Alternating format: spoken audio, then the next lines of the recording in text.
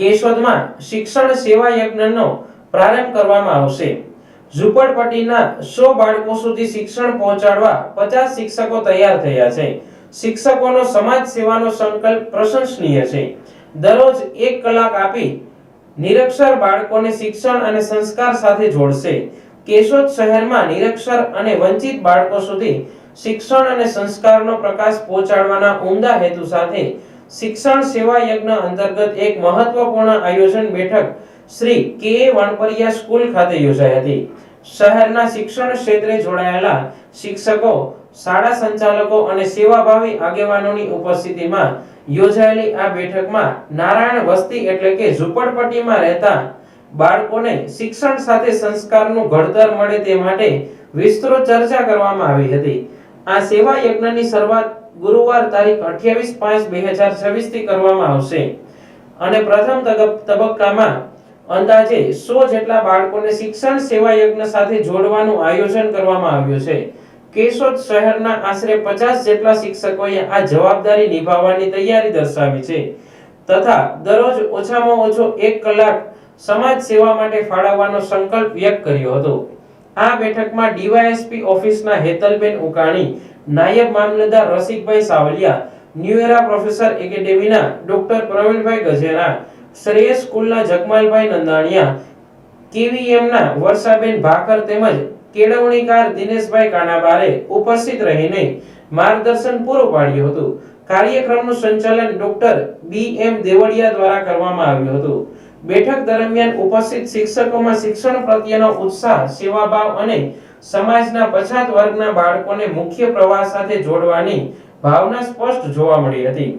બેઠકમાં વક્તાઓએ જણાવ્યું હતું કે એક બાળકને શિક્ષિત કરવું એટલે સમગ્ર સમાજને પ્રકાશિત કરવું। આ વિચારને સાકાર કરવા માટે કેશોદ શહેરના શિક્ષકો હવે વંચિત બાળકોના ભવિષ્ય નિર્માણ માટે સક્રિય ભૂમિકા ભજવશે। આ આયોજન માત્ર શિક્ષણ પૂરતું મર્યાદિત નહીં રહે, પરંતુ બાળકોમાં સંસ્કાર, આત્મવિશ્વાસ અને ઉજ્જવળ ભવિષ્યનું નિર્માણ કરવાનો પણ પ્રયાસ બનશે। નમસ્કાર, જગમાલભાઈ નંદાણીયા, કેશોદ। આમ તો સરકારશ્રી દ્વારા 6 થી 14 વર્ષના બાળકો માટે મફત અને ફરજિયાત શિક્ષણની વ્યવસ્થા છે જ। આમ છતાં પણ કેટલાક વિસ્તારો એવા છે કે જે પોતાની પરિસ્થિતિને વશ લઈ અને શિક્ષણથી વંચિત રહ્યા છે।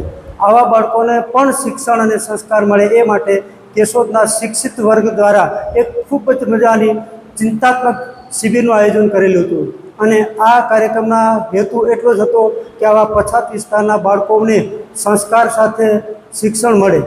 કોઈ પણ વ્યક્તિને તમે આર્થિક યોગદાન આપો કે એમને કોઈ વસ્તુ આપો તો એ ક્ષણિક એમને લાભ થશે, પરંતુ જો તેમને શિક્ષણ આપવામાં આવશે તો એ જીવન પર્યંત એમનું જીવન સુધરશે અને એ સારી રીતે જીવી શકશે।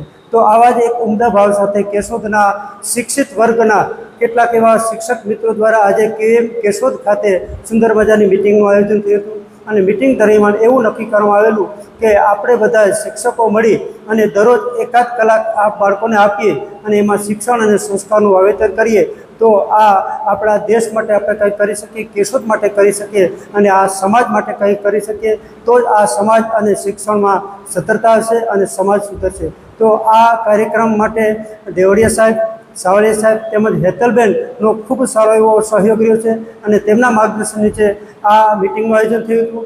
આગામી કાર્યક્રમ ગુરુવારના રોજ ત્યાં તે વસ્તીની અંદર જ થવાનો છે અને ત્યાંથી વધારે માસ્ટર પ્લાન ઘડી અને આ બાળકોને શિક્ષણ અને સંસ્કાર આપવાનું કાર્ય કેશોદના શિક્ષિત વર્ગ દ્વારા થવાનું છે। આ વર્ગમાં જોડાયેલા તમામ શિક્ષિત મિત્રોને ખૂબ ખૂબ ધન્યવાદ।